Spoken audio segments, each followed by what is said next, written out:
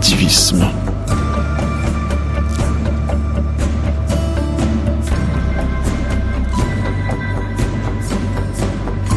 Bonjour, bienvenue dans Artivisme, le podcast de ceux qui font de l'activisme une forme d'art, qui donne envie de militer par leur créativité, qui donne des résultats par leur efficacité. Je suis Floem et je reçois aujourd'hui Julien Auger pour une action qui s'appelle Porteur de parole. Julien Auger, bonjour. Bonjour. Julien Auger, tu es membre de la coopérative citoyenne, mais pas seulement. Mais avant d'aller plus loin, est-ce que tu peux nous présenter la coopérative citoyenne ? Oui, alors la coopérative citoyenne, c'est une association qu'on a montée il y a maintenant 5 ans et qui est une association d'éducation populaire politique qui s'inspire de toute une galaxie déjà existante qui était la SCOP Le Pavé, la SCOP L'Orage à Grenoble. Et en fait, notre but, notre objet, c'était de s'attaquer à la question de la révolution citoyenne. Donc, comment encourager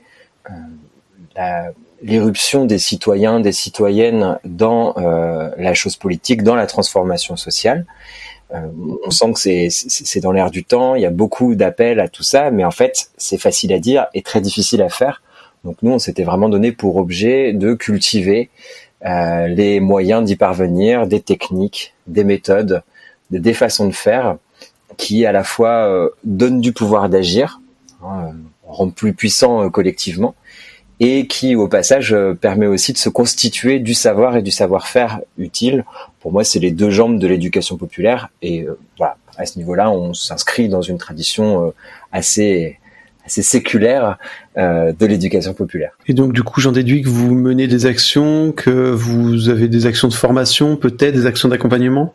C'est ça, exactement. Accompagnement, d'un côté, pour des gens qui sont dans une perspective pratiques, qui ont un chantier, qui rencontrent une difficulté dans la façon de conduire leurs affaires, on va dire. Souvent, c'est des collectifs formels ou informels.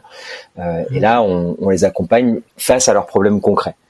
Et puis sinon aussi, on propose des ateliers de formation, on se déplace de manière à diffuser toutes ces techniques et toutes ces pratiques qu'on cultive par ailleurs. Et du coup, c'est quoi vos thématiques de formation ? Alors les formations qu'on propose, c'est souvent des formations sur l'intervention soit dans l'espace public, avec notamment le porteur de parole dont on parlera tout à l'heure, mais aussi les débats qu'on peut faire dans la rue, sur une place, tout ce qui va être de l'ordre en fait de la performance qui crée de l'interpellation et du coup de la discussion, de la conscientisation sur les questions politiques avec les gens qui passent. Et puis aussi on propose des formations sur l'animation d'un collectif. Comment faire fonctionner un collectif, comment l'animer en essayant d'avoir toujours en tête des postures à déconstruire, notamment tout ce qui est de l'ordre des rapports de domination dans un groupe et qui font qu'il y a 1000 façons dans un groupe de créer du décalage, des rapports un peu inégalitaires entre les anciens et les nouveaux, entre ceux qui savent bien s'exprimer, ceux qui ne savent pas bien s'exprimer. Des fois, souvent, ça recoupe des questions sociales, ceux qui sont dans une catégorie sociale qui, en général, a fait des études et est habitué à ce genre de choses, et puis ceux qui ne le sont pas. Entre hommes et femmes aussi, on se rend compte que dans les collectifs, souvent, les hommes prennent beaucoup plus la parole que les femmes. Bon, voilà, tous ces rapports de domination-là, on essaie de les déconstruire et de proposer des outils comme ça d'animation de groupe qui soient conformes à ces valeurs-là, à ces objectifs-là. Ok. Alors par ailleurs, tu es aussi responsable du pôle Militer sans tract de la France Insoumise. Dans Artivisme, on est persuadé que les formes de militance s'usent et du coup, on ne peut qu'être heureux que des gens se proposent de laisser le tract de côté. Mais vous, pourquoi vous avez fait ce choix-là ? Bon, c'est une bataille qu'on mène aussi un peu en interne parce que ce mouvement là auquel je participe, la France Insoumise, est composé de gens assez divers et notamment aux traditions militantes assez diverses. Et nous, derrière, militer sans tract, donc il faut entendre en fait militer sans propagande, sans prosélytisme, et préférer une posture beaucoup plus de coélaboration. Ouais, ça m'interpelle quand tu me parles de militer, mais sans propagande. Là, il y a un truc où je me dis, il y a un fil qui se touche chez moi, parce que militer, le principe de militer, ça me paraît justement de chercher à convaincre ou à persuader ou à récupérer des suffrages. Enfin, voilà, il y a Il y a des fils qui se touchent. On est sur une ligne de crête et elle est pleine de contradictions. Et en général, c'est la contradiction qui est le moteur de la transformation. Donc moi, j'assume. Si tu veux, propagande, je pense que un parti politique ou un mouvement politique garde quand même dans un coin de sa tête l'idée de propager des idées. Et moi, je suis pas hostile à ça. Mais c'est aussi quelque chose qui est de l'ordre du concret. On remarquait d'un côté la désaffection d'une immense partie de la population, et bon, quand on voit les abstentions aux dernières élections municipales, on voit que ça s'arrange pas spécialement. Des affections pour les formes traditionnelles de parti, pour la posture du militant qui vient puis qui va t'expliquer que tu n'as pas compris, mais c'est pas grave parce que grâce à lui tu vas comprendre. Bon, et ça fonctionne pas. Et alors, enfin, nous on part du principe que ça fonctionne pas. Et la meilleure preuve était que on rencontrait beaucoup de militants qui étaient épuisés, découragés, qui arrivaient limite à ce paradoxe que ils finissaient par être de plus en plus aigris contre les gens. Ces gens même qui sont censés aller voir, bah non, les gens s'intéressent pas, les gens veulent plus faire de politique, etc. Et en fait, nous on se disait mais non, il y a quelque faut aller plus loin, quoi. Il faut voir. Et c'est là qu'on s'est dit en fait, cette posture qui consiste à se mettre à égalité avec les gens, enfin à créer les conditions d'un rapport beaucoup plus égalitaire, beaucoup plus horizontal, de se dire les gens disposent en général d'un savoir politique, et cette espèce de croyance comme quoi les gens seraient de moins en moins politisés, s'intéressent plus à ça, nous paraît, enfin moi je parlais en mon nom, me paraît assez erroné. Non, les gens ont une conscience politique. Parfois, elle se réveille brutalement. Elle prend des formes très spontanées. Je pense au mouvement des Gilets jaunes, qui a été quelque chose de complètement inédit dans la façon dont ça s'est monté en mayonnaise. Et en fait, simplement, ce savoir, il est disponible dans les tripes, quoi, dans l'expérience, dans le vécu, dans ce qu'on vit au quotidien. Et donc, en fait, on se dit que le programme de la France Insoumise, pour moi, c'est une boussole, c'est une grille, c'est quelque chose qui permet d'analyser le réel.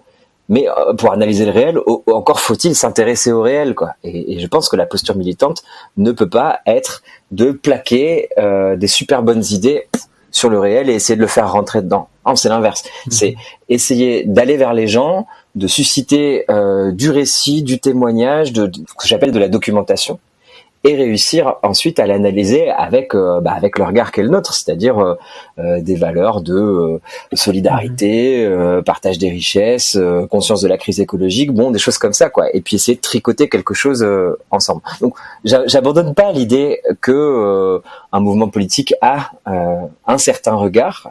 On vient avec ce regard-là, mais on va essayer de le croiser avec le regard des gens qu'on croise, et puis tout ça va bouger dans la rencontre, quoi. Et du coup, cette documentation, cette rencontre-là, ça se décline comment ? C'est quoi vos actions ?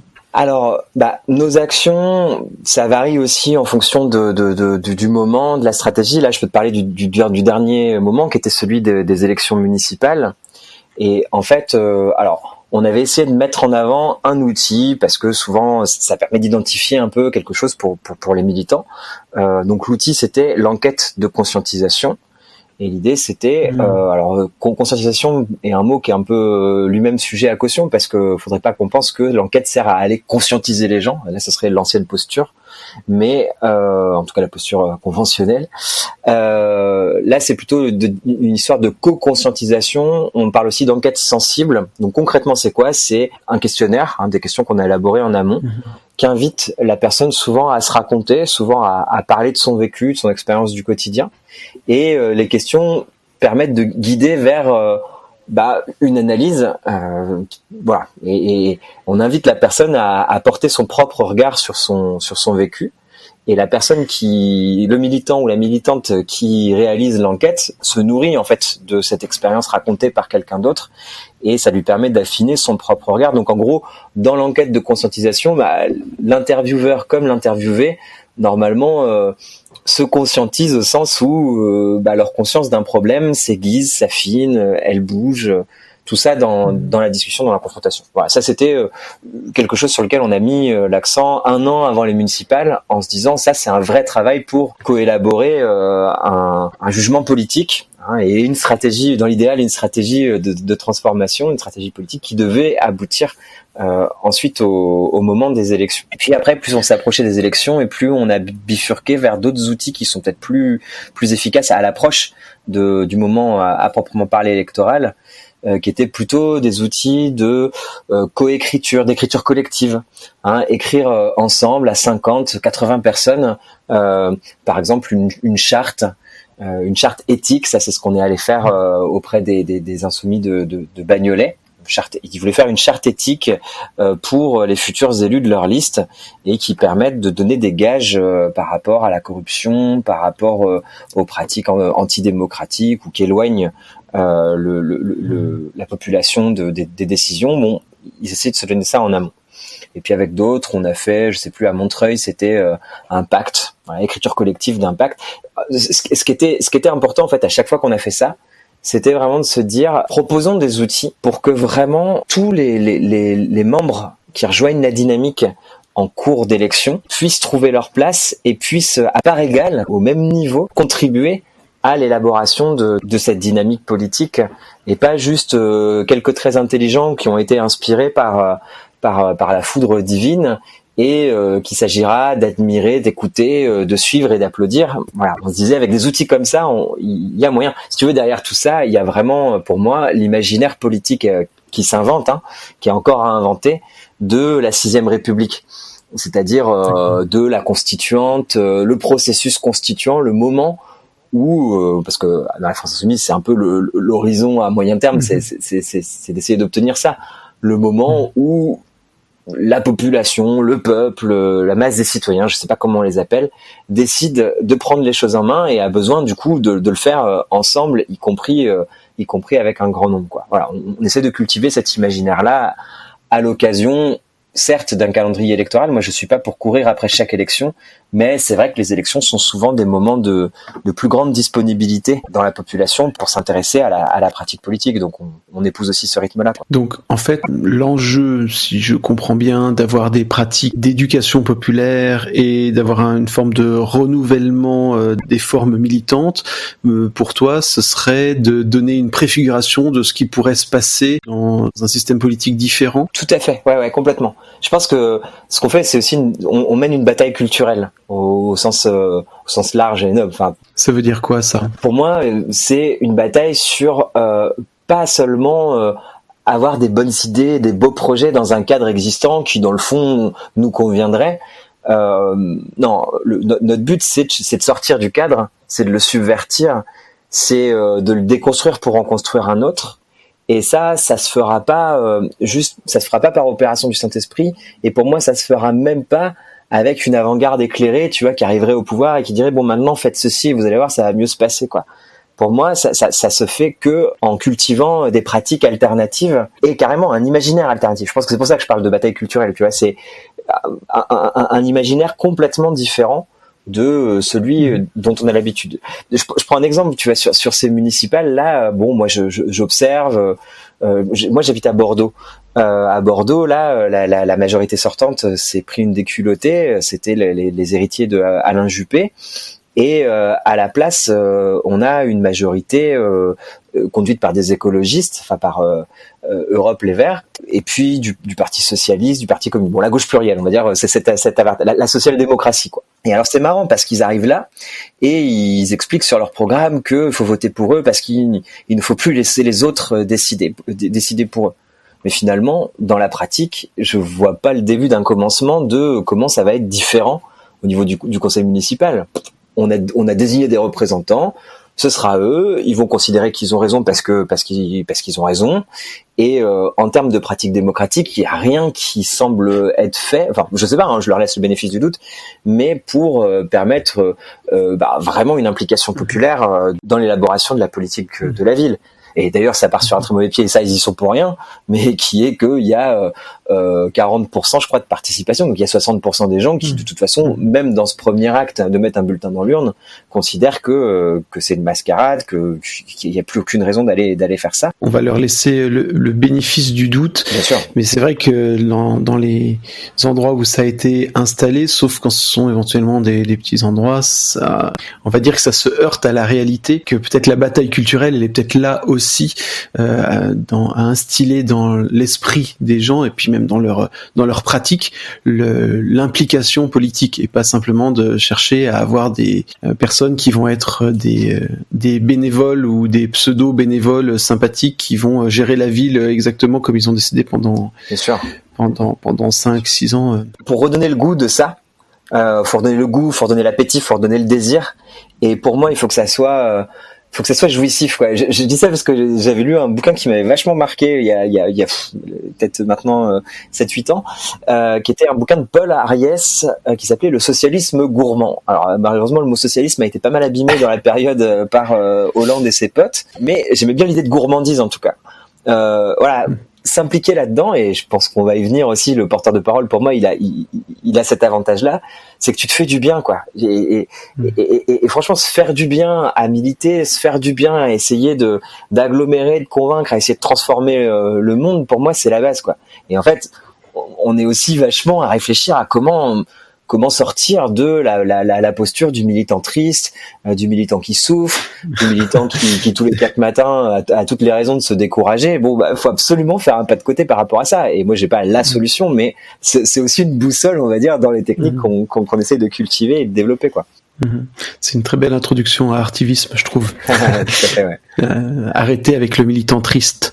C'est fait un joli néologisme, le militant triste. Elle est pas de moi, hein. Le militant triste, je le dis pour nos auditeurs, c'est une formule qu'on a trouvée chez Miguel Benassayag et Angélique Del Rey dans un bouquin qui s'appelle, alors je crois qu'ils la reprennent dans plusieurs livres, mais c'est dans un bouquin qui s'appelle De l'engagement dans une époque obscure. Et vraiment, moi, ça a été une belle lecture, on va dire, sur ce cas. Et la figure du militantisme, je la trouve géniale, quoi. Quand tu connais un peu le militantisme de l'intérieur, tu dis, bah oui, c'est vraiment une figure à déconstruire, quoi. Eh bien, parlons-en du porteur de parole. C'est quoi la première chose qu'une personne qui ne connaît strictement rien et qui passe par là voit en tombant sur un porteur de parole? La première impression, le premier truc, c'est quoi? Alors, le premier truc, à mon avis, c'est un truc bizarre, quoi. Un truc qui est pas habituel. Tiens, qu'est-ce que c'est que ce truc? Qu'est-ce qui se passe? Alors là, je suis un passant, je suis dans la rue. Mon attention finit par se porter sur quoi? Sur des petites affichettes, qui sont scotchées entre elles ou tenues par des pinces à linge, avec un fil à linge qui barre plus ou moins le passage, ou en tout cas qui vient s'inviter dans l'espace public. Souvent, c'est coloré. Donc, oui, ça va interpeller mon attention. Et puis, voilà, je pense que d'ailleurs, ça marche bien parce que c'est pas commun, quoi. Parce que c'est pas le truc qu'on a l'habitude de voir dans l'espace public. Il y a des choses qui ont été écrites, manuscrits sur des papiers de couleur. Je m'approche, et puis là, je comprends que c'est des témoignages. C'est en fait des gens qu'on écrit, ou en tout cas on a écrit pour eux, on a transcrit des témoignages. Ça a l'air d'être des gens qui passaient par là, parce que je vois qu'il y a d'autres gens qui sont en train de discuter autour, on est en train d'écrire ce qu'ils sont en train de dire, tu vois. Et ça fait une espèce de mur d'expression, une espèce de tract en mouvement là qui est en train de se mettre en place, et puis qui est en train d'un peu de se disséminer, de se faire tache d'huile dans un petit espace, dans l'espace public. Voilà comment je décrirais le truc si je le vois pour la première fois. D'accord. Je vois des affiches scotchées, accrochées, avec des témoignages dessus, des gens qui parlent autour, certains qui écrivent. Ok. C'est quoi un porteur de parole? Alors un porteur de parole, c'est une technique d'intervention dans l'espace public. Donc moi, je pense que ça part à la base de la frustration, de pas savoir comment aller dans l'espace public. En tout cas, quand on y va avec les formes classiques du militantisme, c'est pas forcément une expérience super géniale, quoi. Donc moi, je viens du pôle Militer sans tract de la France Insoumise. Donc voilà, la posture du tract ici, le tract, c'est pas juste un objet, quoi. C'est une posture qui va avec. C'est la posture de j'ai un discours, j'ai un argumentaire, Il est très bien, on l'a beaucoup réfléchi, on l'a mis en forme de façon percutante, concise et simple, ça tient sur un A5 et puis je le distribue à tout le monde. Et alors, l'expérience de militant, c'est souvent, les gens ils disent non merci, ou ils le prennent et ils le jettent un peu plus loin, ou bon ils le prennent pour que tu leur foutes la paix, mais tu discutes pas plus avec eux. Alors il y a des militants qui discutent avec le tract, normalement c'est à ça que ça devrait servir d'ailleurs, mais c'est une expérience un petit peu frustrante. Et du coup le porteur de parole, nous on s'en est emparé comme un autre outil qui théoriquement devrait nous permettre de changer la posture. Parce qu'on arrive avec rien d'écrit à l'avance, quoi. Enfin, en tout cas, en théorie. On arrive avec une question, on l'affiche dans l'espace public, et en fait, on va demander aux gens d'entamer une discussion sur la base de cette question qu'on a affichée dans l'espace public. Alors moi, les premiers porteurs de parole que j'ai faits, pour te donner des exemples de questions, c'était soit des trucs très larges, qui interrogeait un peu sur du récit de vie justement, c'est quoi vivre c'est quoi vivre à Bordeaux par exemple, ou qu'est-ce qui vous rend heureux, qu'est-ce qui vous met en colère, c'est quand la dernière fois que je me suis senti trahi, point d'interrogation. Donc tu vois, des trucs comme ça. C'est politique ça? Et alors c'est pas très politique en apparence, et c'est en général une des astuces du dispositif, mais en fait c'est la discussion qui va devenir politique.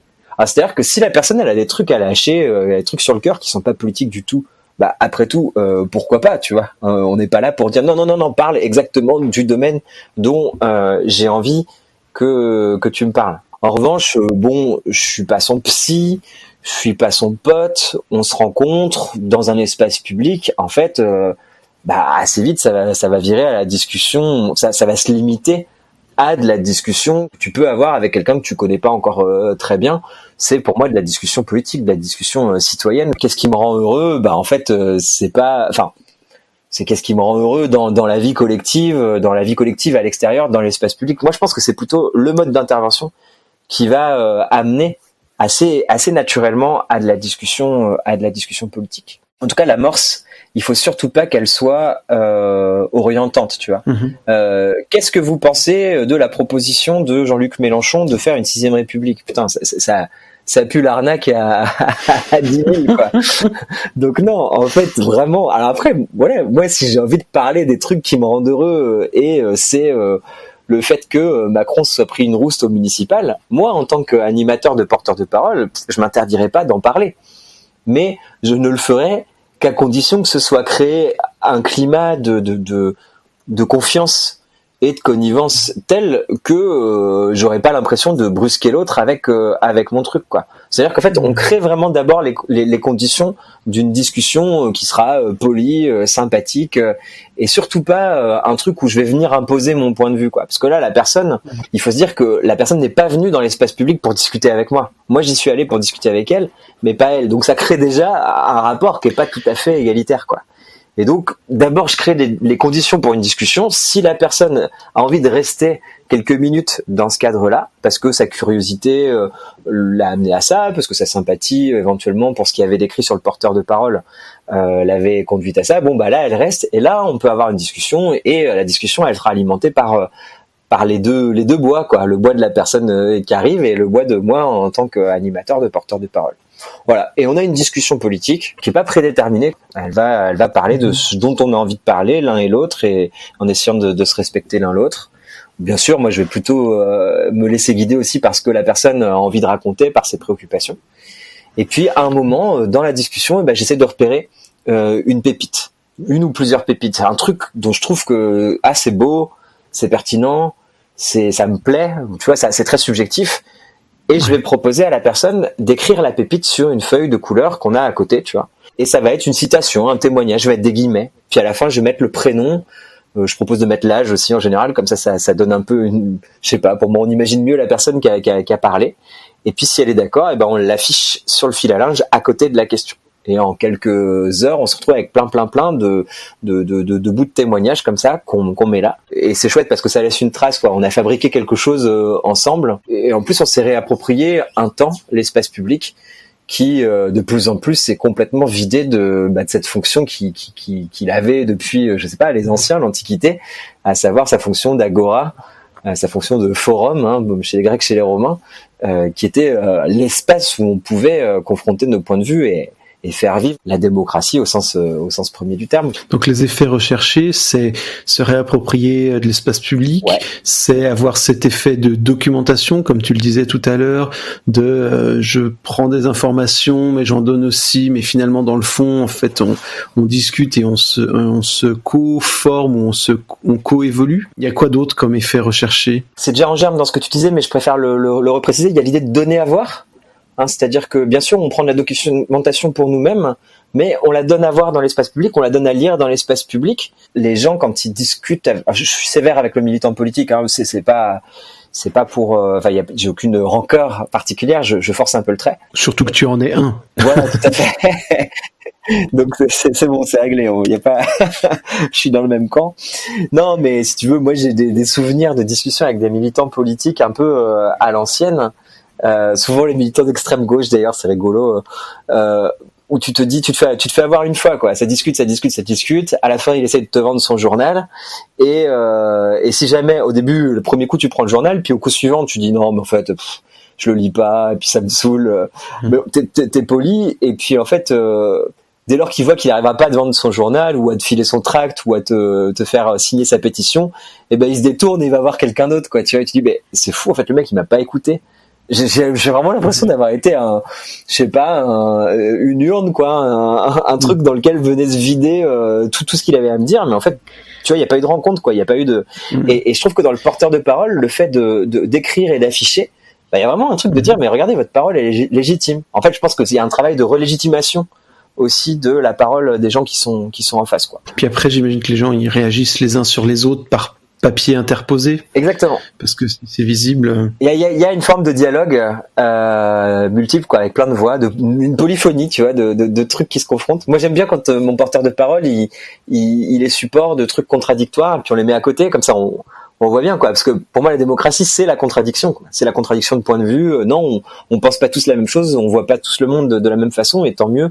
Sinon ce serait bien triste quoi. Puis à la limite, le seul régime politique dans lequel tout le monde doit penser pareil, c'est plutôt le fascisme, quoi. Donc voilà, il y a l'organisation aussi de cette contradiction, de cette confrontation de points de vue. Et tu me demandais quels étaient les autres effets visés. Il y en a un aussi qui me semble hyper important, en tout cas qu'il faut intégrer aux porteurs de parole, c'est de se dire on s'est rencontrés, maintenant qu'est-ce qu'on fait? En gros, il y a eu une rencontre, est-ce qu'on la fait durer dans le temps quoi? Et est-ce qu'on échange nos numéros de téléphone, nos mails, nos contacts Facebook ou autres réseaux sociaux? Est-ce qu'on se donne rendez-vous peut-être, je sais pas, la semaine prochaine, au même jour, même heure, tu vois, même endroit, pour venir participer aux porteurs de parole? Est-ce qu'on en profite pour inviter à une réunion de groupe, je sais pas quoi, enfin, comment est-ce qu'on arrive à mettre un peu de ciment quoi dans tout ça et faire en sorte que y ait des habitudes qui se prennent et du collectif qui se crée. C'est pas la partie la plus facile, mais voilà, ça fait aussi, on va dire, partie du jeu quoi. Et après, comment est-ce qu'on agit, comment est-ce que on continue dans la dynamique de l'action quoi. Alors, dans quelle situation, du coup, on peut se servir d'un porteur de parole? Et en creux, mais j'aimerais te poser la question quand même, quand est-ce qu'on évite de s'en servir? Qu'est-ce que ça n'est pas? Alors, je vais répondre à ta deuxième question d'abord, ça permet de délimiter un peu la chose. Moi, je mets en garde contre tous les usages du porteur de parole qui seraient des usages un peu prosélytisme déguisé, quoi. Tu vois, maintenant, on voit même, je sais pas, des municipalités qui l'utilisent, des boîtes de com qui l'utilisent, ouais. Et on est un peu dans la veine de la démocratie participative, quoi. Allez-y, participez. L'important c'est de participer. Bon, on garde le pouvoir, hein, on garde la décision, mais au bout vous serez exprimé et on sera tous contents que vous soyez exprimé. Après, de toute façon, c'est comme tous les outils, hein, c'est l'intention politique que tu mets derrière qui est déterminante. Mm-hmm. Faire un truc, je pense que voilà, un truc de pure expression libre. Une fois, par exemple, j'ai participé à un porteur de parole complètement raté, parce que ça arrive, hein, où ouais. T'avais une militante qui prenait les papiers de couleur puis qui les distribuait aux gens, qui disait allez-y, notez vos idées.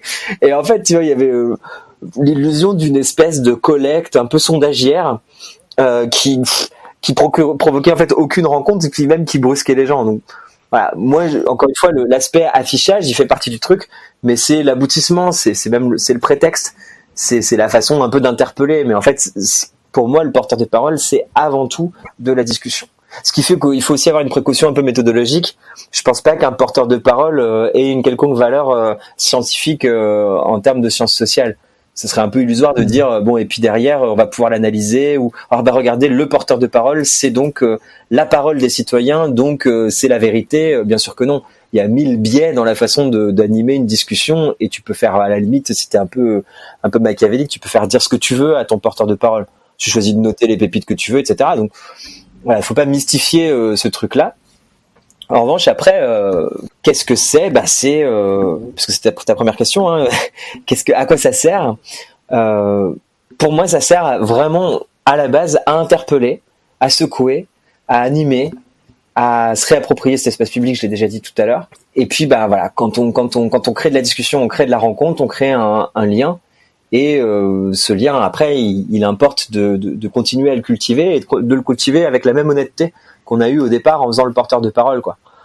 Pour moi, il faut essayer de capitaliser sur la confiance qu'on arrive à créer avec ce genre d'outils, parce que c'est souvent ce qu'on a comme retour, y compris alors de la part des gens qu'on croise. Très souvent, moi, j'ai entendu quelqu'un qui repartait en disant dis donc, c'est pas souvent que j'avais pu vraiment discuter avec un militant politique dans la rue, quoi. Ça m'a fait plaisir. C'est pas souvent que je me suis senti écouté et considéré dans la discussion.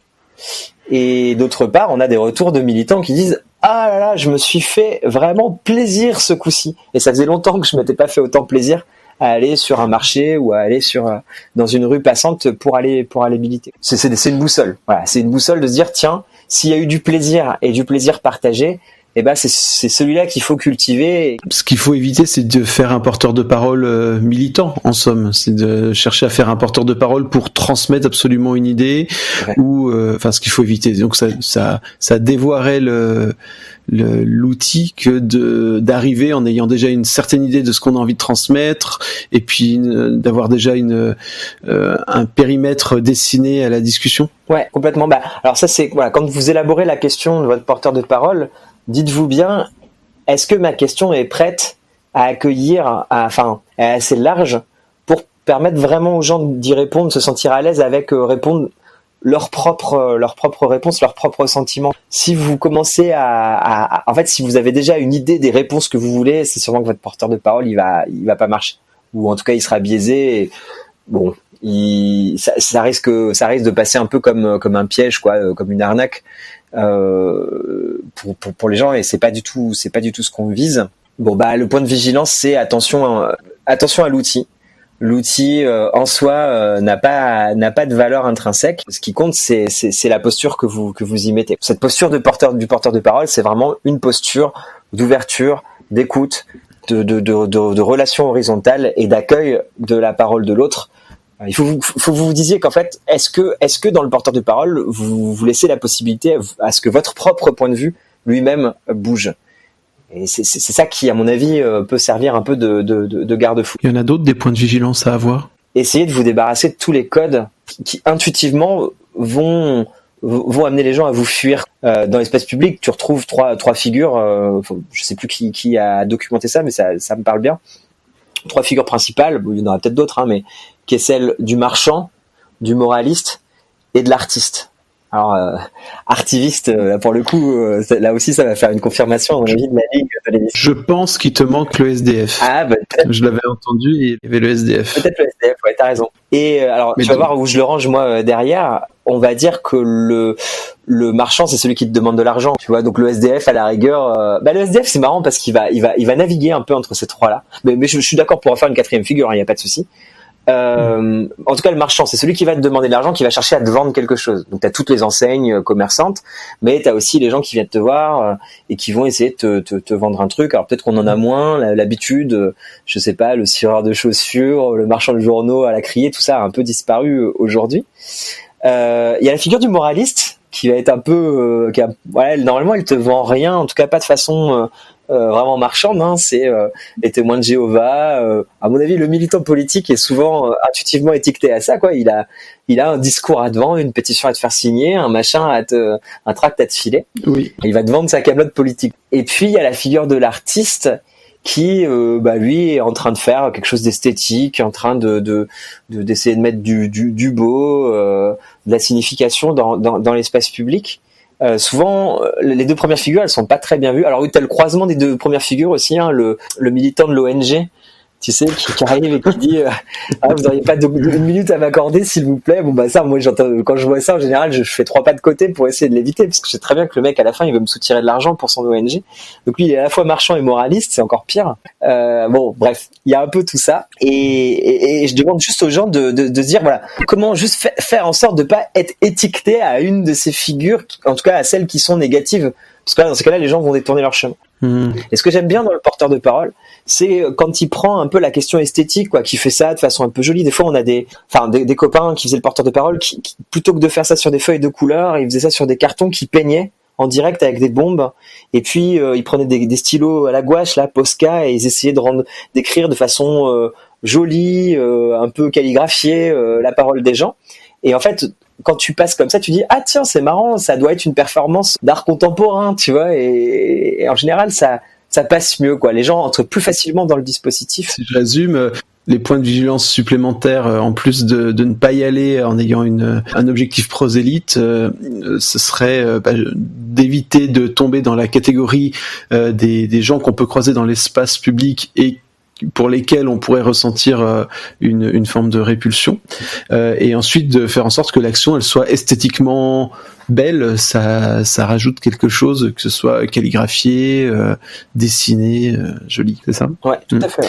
Qu'est-ce qu'il faut prévoir d'autre ? Quel genre d'autres matos ? Parce que tu as parlé du fil, du papier, j'imagine qu'il faut des tables aussi pour pouvoir écrire correctement. Est-ce qu'il y a d'autres choses, des boissons, ça se présente comme un genre de stand ? Qu'est-ce que... Moi, ce que j'aime bien, si tu peux déployer un truc qui va du minimal au maximal. Le minimal, pour moi, ce serait juste une pancarte avec la question. Des fois, on propose même aux gens de faire des brigades mobiles.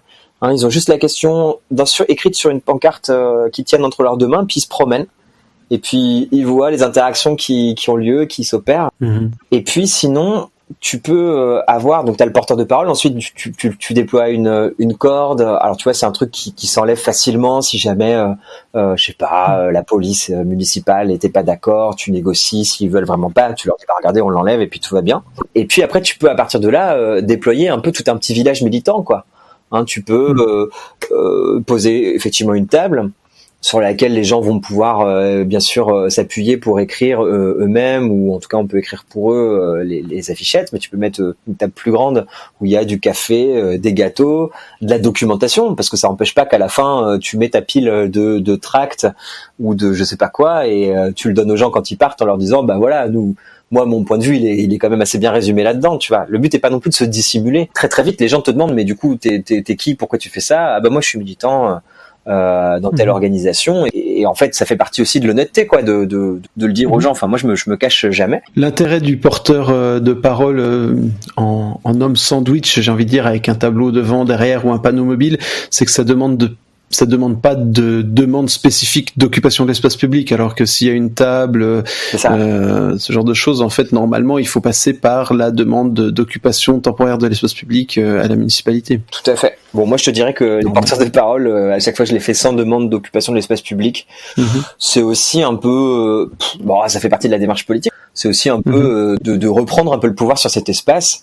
Non, cet espace, il appartient pas au pouvoir municipal ou au pouvoir, tu vois, local.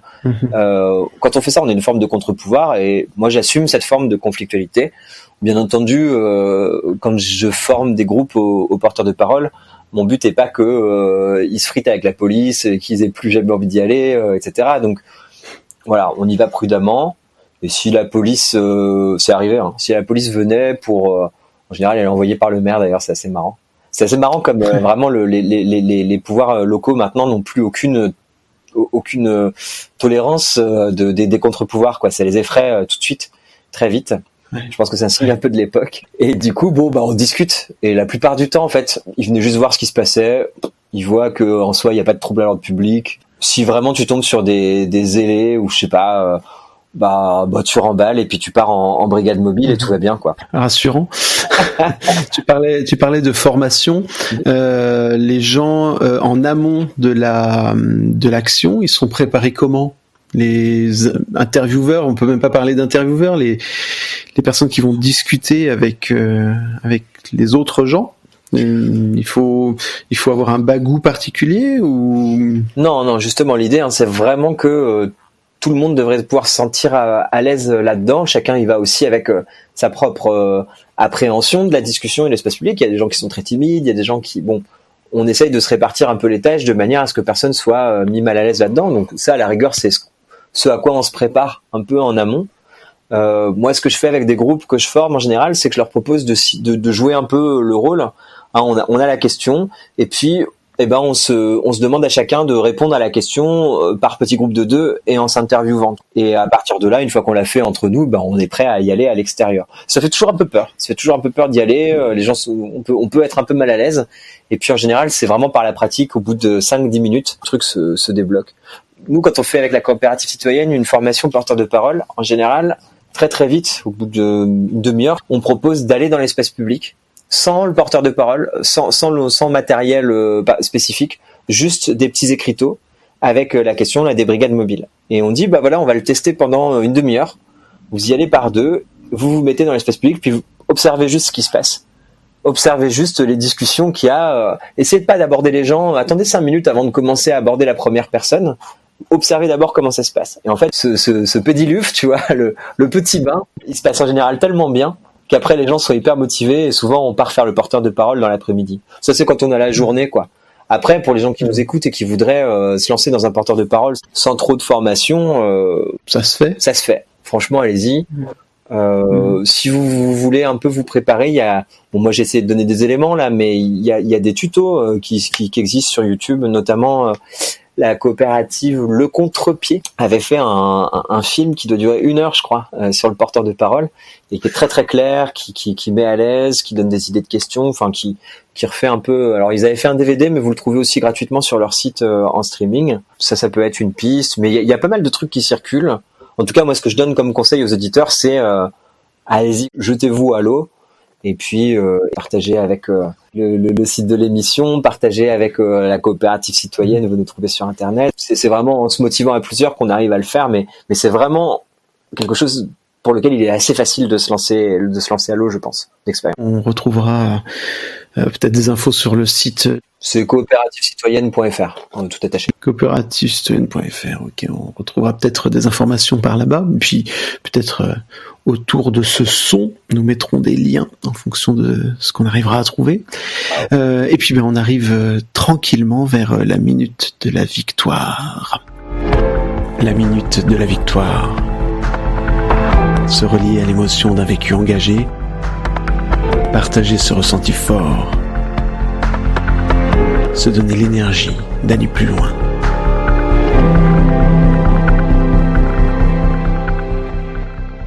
Alors la minute de la victoire, une action militante que tu as menée, à laquelle tu as participé, qui t'a particulièrement marqué, et pourquoi ? La difficulté, c'est que j'en ai plein, quoi, donc faut pas trop que je réfléchisse. À celui qui te vient là. Celui qui me vient là, écoute, je vais le faire par rapport aussi au thème de l'émission. Donc je veux dire par rapport au nom de l'émission, Artivisme.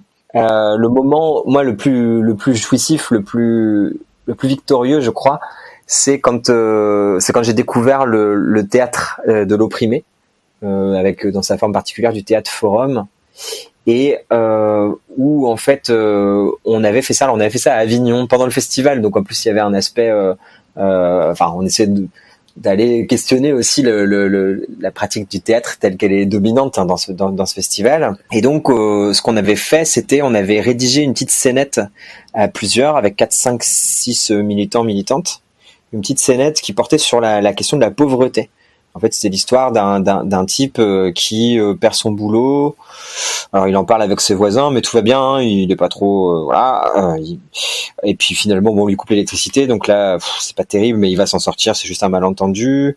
Et puis en fait, il branche son téléphone parce qu'il pour appeler le EDF, il a plus d'électricité, il a plus de batterie, donc il branche son téléphone dans le couloir. Et puis là, il y a les voisins qui viennent lui dire, non, tu peux pas faire ça. Si tout le monde commence à se brancher sur les parties communes, ça va pas être possible. Enfin, tu vois l'espèce de spirale, mais vraiment du quotidien, quoi. Mm-hmm. Et voilà. Et en fait, on avait invité tout un tas de gens à venir voir ce spectacle. sachant que dans la pratique du théâtre forum, les gens sont amenés à intervenir pendant le spectacle, à monter sur scène, à remplacer les personnages. Il y avait eu beaucoup d'enthousiasme autour de ça.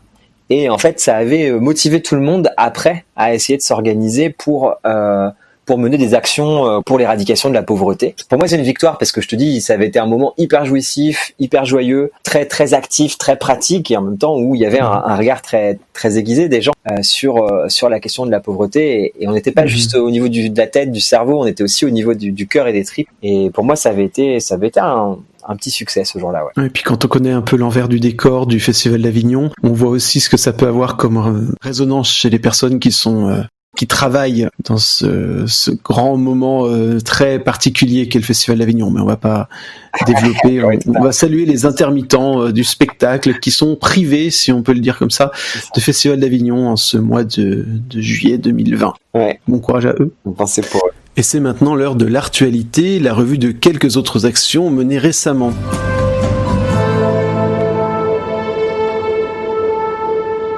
Inauguration à Orléans de la statue de la première de corvée par le collectif Offensive Féministe. Une cérémonie en référence au manque de reconnaissance de tous ces métiers dits féminins en première ligne pendant le confinement.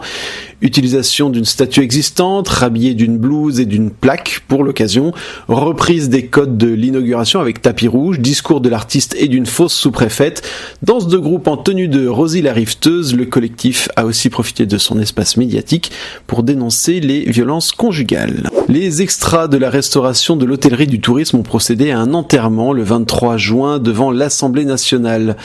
Pas n'importe lequel, avec une foule agenouillée, vêtue de noir, un cercueil et au son d'une marche funèbre, ils ont mis en lumière leur mort sociale programmée. Ils sont exclus des mesures d'aide prises par l'État contre la crise économique liée au coronavirus.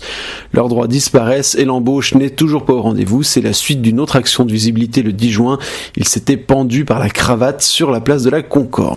Enfin, grosse livraison devant le ministère de l'économie le 17 juin, un colis de plusieurs mètres de haut installé par Attac, Action Climat Paris et les Amis de la Terre.